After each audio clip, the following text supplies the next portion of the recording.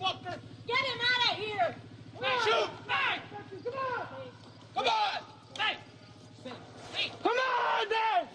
This footage of Mohawk warriors confronting Canadian armed forces is just a small glimpse of what has happened in Oka, a small village just north of Montreal. A place that is otherwise considered unremarkable is suddenly making international headlines and changing the way we, as Canadians, think of First Nations issues. The standoff began on July 11th when the Surete de Quebec attacked a barricade put up in front of land that Mayor John Ouellette planned to expand the Club de Golf d'Oka onto by local First Nations from the nearby Kanesatake village. A 15-minute shootout between the two parties led to the death of SQ Corporal Marcel Lemay from a gunshot to the armpit area. Though there were no more fatalities, the situation only escalated, with a blockade being set up on the Mercier Bridge by Mohawk from the nearby Kanawake village, as well as protests all across the country in support of the cause. Recently, the federal government sent in forces to stabilize the situation and have now bought the land that the golf course was originally set to be expanded onto. Here with us tonight is an unnamed participant in these protests from the Kanesatake village. In order to protect their identity, we are censoring their face and altering their voice. Thank you for being here with us tonight. Now, as I understand it, what originally happened was that Mayor Ouellette planned on building the 9-hole extension to Club de Golf d'Oka on land that you considered sacred. Yes, he had not consulted us about this despite the land being sacred to us, and against our wishes and the wishes of the Quebec Minister of the Environment decided to go ahead with the project. So you decided to fight back.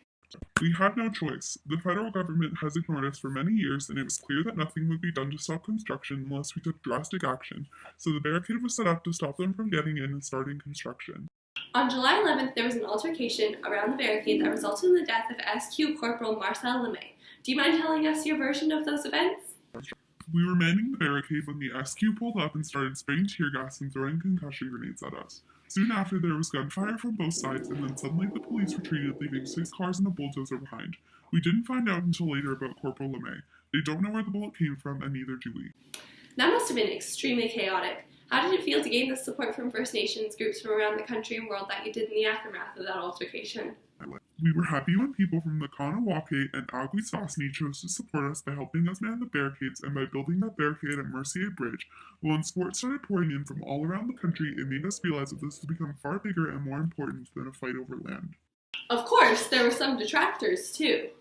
Yes, many people living in the surrounding area were not too happy about the protest. Some people began throwing stones at cars leaving the reserve. Usually those cars had children or elderly in them, so it hurt us to see.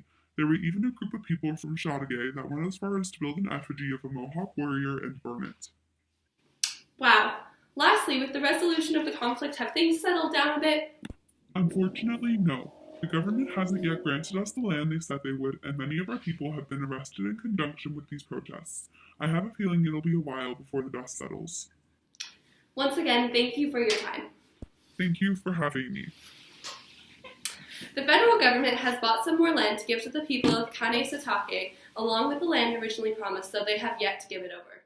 This is Grace Elizabeth for AEM News. We will keep you updated as the situation continues to unfold.